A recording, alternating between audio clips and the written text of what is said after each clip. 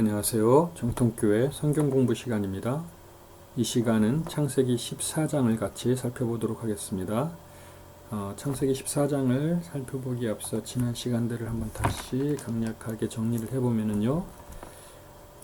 창세기 1장에서 우리는 창조에 대해서 나왔다고 공부를 했죠. 바라 창조, 아사 창조, 야차르 창조의 이야기가 1장이다. 창세기 2장에서는 그런 야차르 창조된 세상에 하나님께서 하나님을 닮은 모양대로 사람을 지으시고 사역을 맡기셨다 그랬죠. 그래서 경작하며 지키게 하셨죠. 그것들을 지키게 하시고, 창세기 3장이 반란이라 그랬죠. 사역을 잘 하다가 사람이 반란을 일으켜서 하나님 위에 다른 것으로 가치를 판단하고 자기의 능력을 삼고자 하죠. 그래서 창세기 4장에서는 그런 반란한 사람들이 나와서 하나님의 법이 아닌 사람의 법으로 세상을 다스리죠. 문명, 그래가지고 람에게 77배의 규칙을 만들죠. 창세기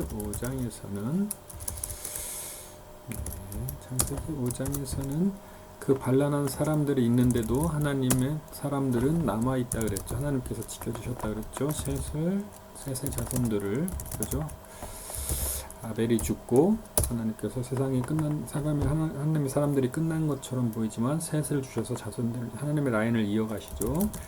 창세기 6장에서는 그런 하나님께서 저 문명을 심판하시는데 세상을 구할 자를 성령 부르시죠. 노아고 방주 얘기가 나온다 그랬고요.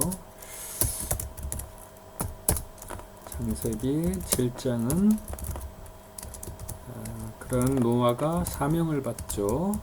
그래서 그 씨들을 유전하라. 나머지 그 정결한 짐승들이니 이런 모든 것들의 씨를 유전하라는 사명을 받죠. 창세기 8장에서는 그렇게 해서 노아가 방주에서 생명들을 구하고 그 씨로 이제 회개를 하죠. 대표로 해서. 그래서 번제를 드리죠. 번제로 제단에 드렸더니 이렇게 됐을 거예요. 그죠? 드렸더니라는 말을 성경 구절을 중심으로 해봤고요. 창세기 9장에서는 그렇게 회개를 하니까 하나님이 그것을 용서하시죠. 그죠? 용서하시고 언약을 베풀어 주시오. 내가 다시는 사람의 죄로 땅을 심판하지 않다. 그래가지고 그걸 무지개 언약이겠죠, 우리가. 그 다음에 창세기 10장에 와서는 우리가 그렇게 해서 노아의 후손들로 다시 하나님의 나라가 세워질 줄 알았는데 다시 인간의 문명이 나타나죠. 그래서 우리가 대표적인 게 리모롯으로 잡았죠. 리모롯. 창세기 11장이 이제 그 원역사의 마지막이죠. 하나님께서 바벨탑 사건을 이렇게 해가지고 그 바벨탑 사건이 결국은 하나님을 대적하죠. 왜 대적했냐고 했더니 역청을 한번 그때 설명했죠. 역청을 하고 흩어짐을 면하는 거. 이것을 역청의 근거로, 대적의 근거로 잡았고요. 창세기 12장에서는 우리가 아브람 얘기가 12장부터죠. 아브람이 이제 나오는데, 그때 우리가 아브람이 너 본토 아비 집을 떠나가라 하는 순종, 그리고 하나님께서 복을 약속하셨다. 성도에게 주시는 복이죠. 그 다음에 창세기 13장이죠. 13장에서는 그 아브라함이 그 땅에서 나와죠. 처음에는 그 가나안 땅에서 내려가서 애굽으로 갔다가 애굽에 가가지고 이제 땅 얘기죠. 하나님의 그 땅. 지금은 이제 우리가 하나님 말씀이지만 그 당시에 그 믿음의 근거는 땅이죠. 땅에서 벗어나느냐, 땅을 떠나지 않느냐. 땅을 떠나느냐, 이것이라 그랬죠. 아브라함이었는데 결국은 땅을 떠났다가 와가지고 하나님께서 도우셔가지고 땅에 돌아오지만 다툼이 있었죠. 그때 다툼의 이유가 물질적인 풍요라고 그랬죠. 다툼이 있었고 그 그 롯이 자기 눈에 선한 곳을 찾아갔는데 남은 아브라함에게 하나님께서 나타나셔서 동서남북으로 바라보라, 걸어보라, 내가 모든 땅과 뭐 내 자손을 많게 하라 이런 복을 주셨다 그랬죠. 오늘이 14장입니다. 같이 14장을 살펴보도록 하겠습니다. 14장 1절. 당시에 시날 왕 아브라벨과 엘라살 왕 아리옥과 엘람 왕 그돌라오멜과 고임왕 디달이 소돔왕 베라와 고모라 왕 비르사와 아드마 왕 시납과 스보임 왕 세멜렐과 벨라 곧 소알 왕과 싸우니라. 이들이 이 배경 설명이죠. 무슨 말씀을 하시기 전에 어떤 배경을 설명하고 있죠. 이들이 다 시딤 골짜기 곧 지금의 영매에 모였더라. 이들이 12년 동안 그돌라오멜을 섬기다가 제13년에 배반한지라. 제14년에 그돌라오멜과 그 함께 왕들이 나와서 아스드롯 가르나임에서 르바 족속을, 함에서 수소 족속을, 샤웨 기레아다임에서 M 족속을 치고 호리 족속을 그 산 세일에서 쳐서 광야 근처 엘바란까지 이르렀으며 그들이 돌이켜 엠미스밭 곧 가데스에 이르러 아멜렉 족속의 온 땅과 하사손 다말에 사는 아모리 족속을 친지라.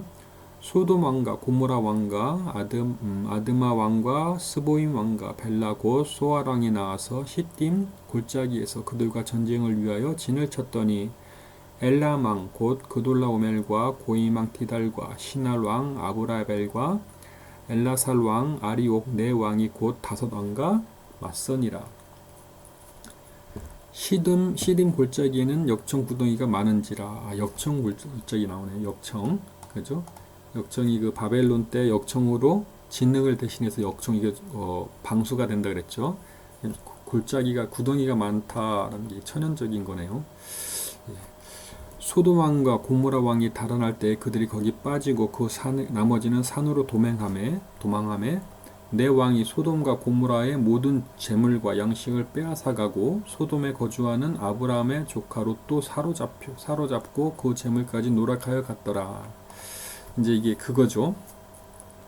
그 세상을 따르는 자의 최후, 하나님께서 보호해 주시고 지켜 주시지 아니하면 세상에서 예수님께서 말씀하시길 너희가 그 나무에 붙어 있지 않으면 그 가지가 꺾여서 다만 발 피울 뿐이라, 뭐 이런 얘기 있죠. 너희는 소금이라 그 마치를 잃으면은 사람들에게 발 피울 뿐, 이런 얘기 하는 거죠. 즉 하나님께서 지켜주시지 않으면은 이 세상은 지금 그 카인의 후손들이 사로잡고 그 왕 잡고 있는 거잖아요, 그죠? 거기서 그들의 어떤 힘의 논리로 그것을 휘둘릴 수밖에 없는 거죠. 그 하나님이 지켜주시지 않으면은 결국은 그 얘기하는 거잖아요. 그 애굽에서도 하나님께서 지켜주지 않으면은 애굽 왕 바로의 어떤 권위 아래 있다, 그죠? 그래서 많은 뭐 힘들고 어렵고 이런 일을 겪는 거죠. 하나님께서 지켜주셔야 그들로부터 지켜주셔야만 하죠. 자, 일단 13절. 도망한 자가 와서 히브리 사람 아브라함에게 말리니 그때 아브라함이 아모리 족속 마브레의 상수리 숲을 근처에 거주하였더라. 마브레는 에스골의 형제요 또 아넬의 형제라. 이들은 아브라함과 동맹한 사람들이었더라.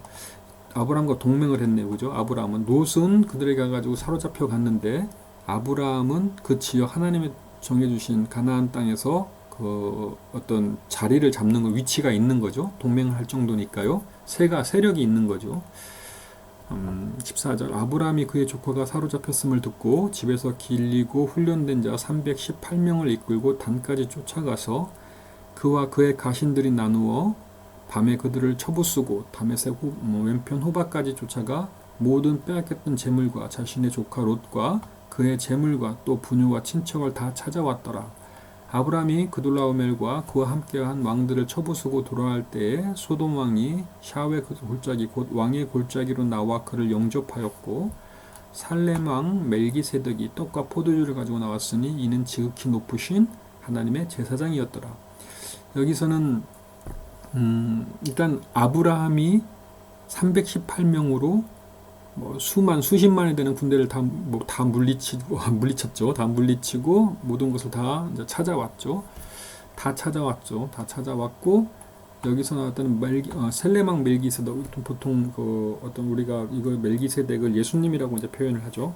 예수님을 표현하고 그 당시에는 뭐 떡과 포도주가 어떤 게 아니라 보통 뭐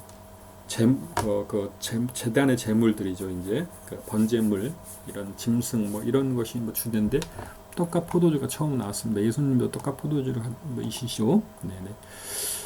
19절, 그가 아브라함에게 축복하여 이르되 천지의 주제이시오 지극히 높으신 하나님이여 아브라함에게 복을 주옵소서. 너의 대적을 내 손에 붙이신 지극히 높으신 하나님을 찬송할지어다 하매 아브라함이 그 얻은 것에서 10분의 1을 멜기세덱에게 주었더라. 이제 이게 아브라함이 아까도 말했지만 318명으로 수십만을 이겼다 해서 우리가 웃잖아요. 일반적인 사람의 생각으로서는. 근데 여기서 그 근거가 나오죠. 멜기세덱 축복에서 보면은 손에 붙이신 지극히 높으신 하나님으로 인해 그 적은 인원으로 많은 군대를 이긴 거죠. 정규 군대를. 예, 그것을 아브라함도 인정하였기에 10분의 1이라는, 여기서 뭐 11조 뭐 개념이라고 뭐 말하는 분도 있고 뭐 여러 가지가 있는데 뭐 중요한 건 아니고요. 어쨌든 그것을 인정했다는 거죠. 인정하고 멜기세덱에게 제물을 드리죠. 소돔왕이 아브라함에게 이르되 사람은 내게 보내고 물품은 내가 가지라. 이제 뭐 소돔왕이 와가지고 사람을 잃었으니까요.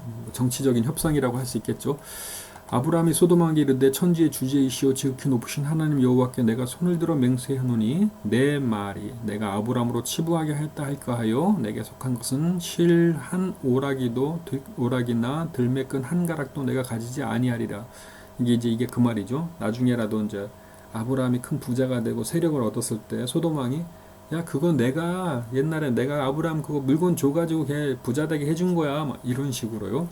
철저하게 아브라함은 이 모든 축복의 근거가 하나님이신 것을 또 얘기하고 있겠죠. 한편으로는요.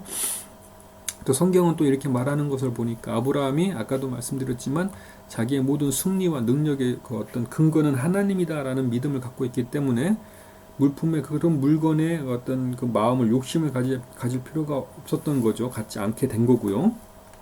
그렇죠.